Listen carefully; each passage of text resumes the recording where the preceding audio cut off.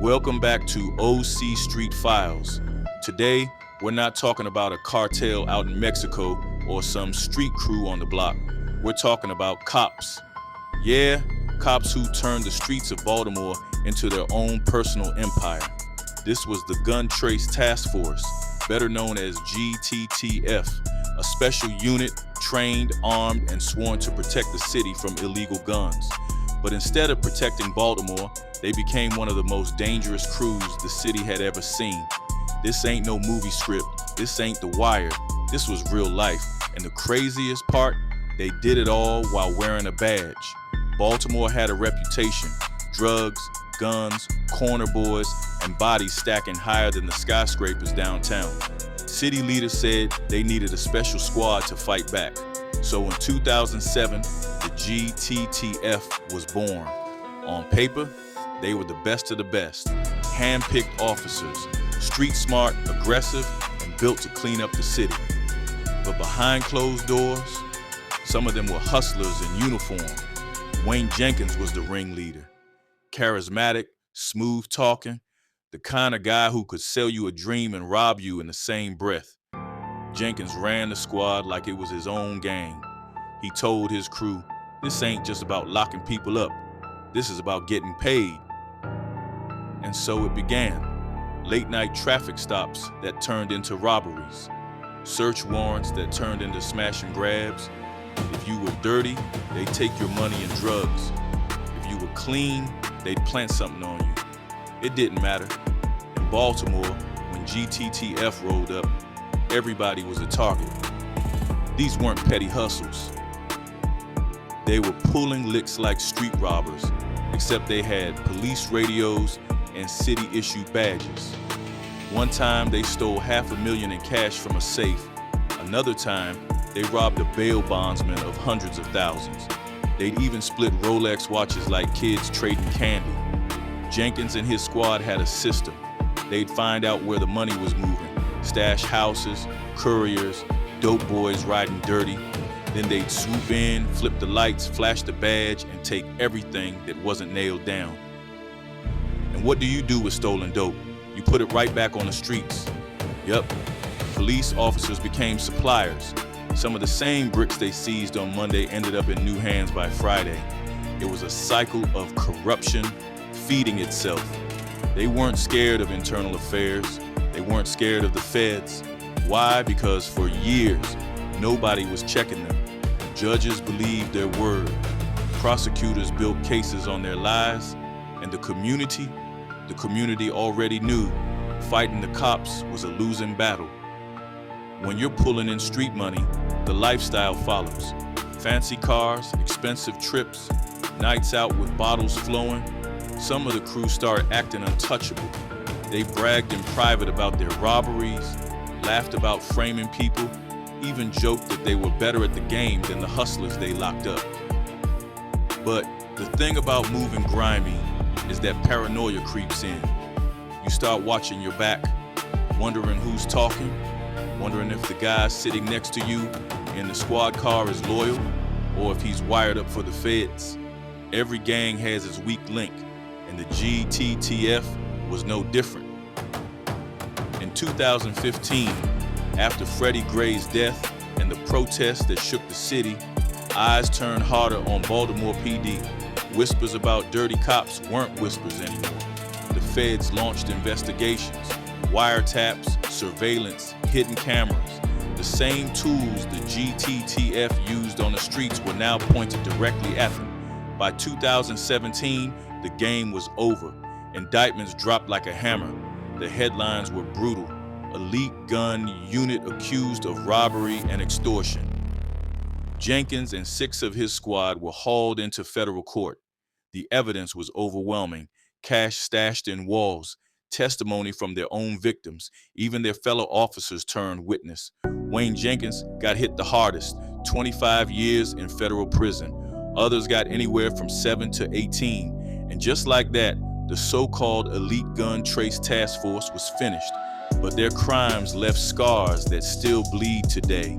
Hundreds of convictions overturned, families destroyed, trust in the police shattered. The GTTF weren't gangsters in blue, they were gangsters, period. They wore badges, but they played by the same rules as the streets. Get money, protect your crew, and silence anyone who stood in your way. But the lesson is the same no matter what side of the law you're on. If you build an empire on lies, greed, and betrayal, it always collapses. This was OC Street Files, the gun trace task force, a crew of cops who forgot their oath and chose to hustle instead. What do you think? Were they predators hiding behind the law, or just another product of a broken system? Drop your thoughts in the comments. Don't forget to subscribe for the next case, because here, nothing stays hidden forever. Ever heard of the Latin Kings? Let me put you on. They started in Chicago in the 1940s, when young Latinos were facing poverty, discrimination, and no sense of belonging. At first, it was about unity, pride, and protection. But that identity grew into something way bigger. They called themselves a nation, the almighty Latin King and Queen Nation. Their symbol, the crown, their colors, gold and black. That crown isn't just about style, it's about loyalty, rules, and structure. They built a full-on system with ranks, meetings, and codes of honor. The Kings expanded far beyond Chicago, New York, New Jersey, even into Latin America and Spain. For some, it's family, a brotherhood that gives them identity. For others, it's power and influence that can't be ignored. The Latin Kings have been around for decades, adapting through every generation. And their message is clear. Once you wear the crown, it doesn't come off easy. Want the full story? The OC Street Files breakdown soon on YouTube. Link in bio.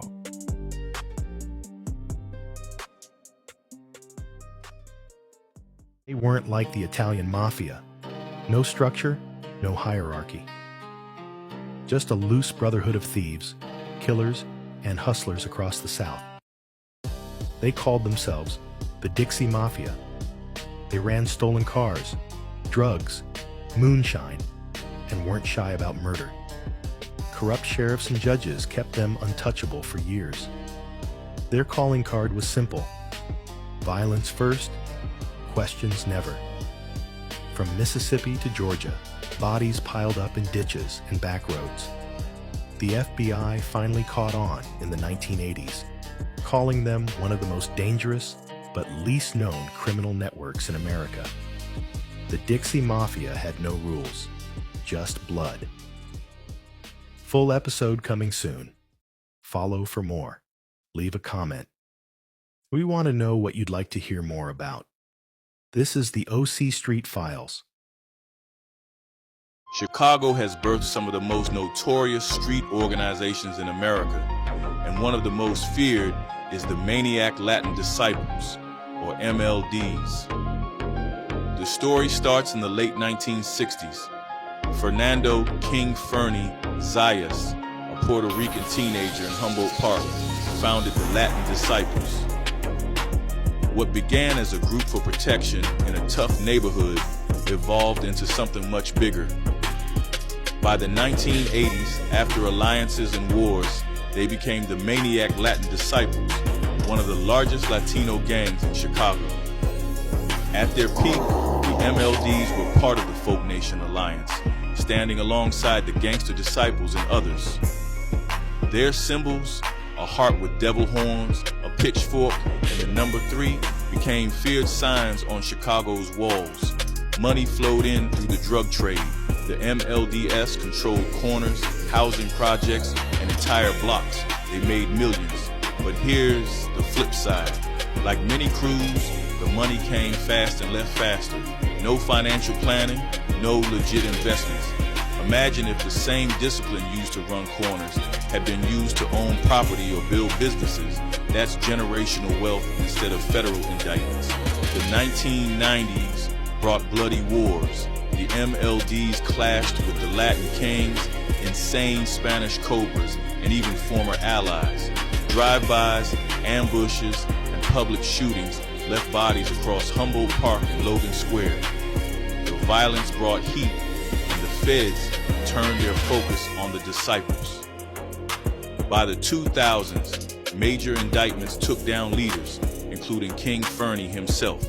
Some set splintered, others went underground, but the gang remains active today in Chicago and in cities across the Midwest.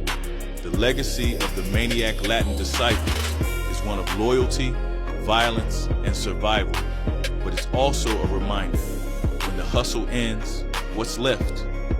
Power fades, but the consequences remain.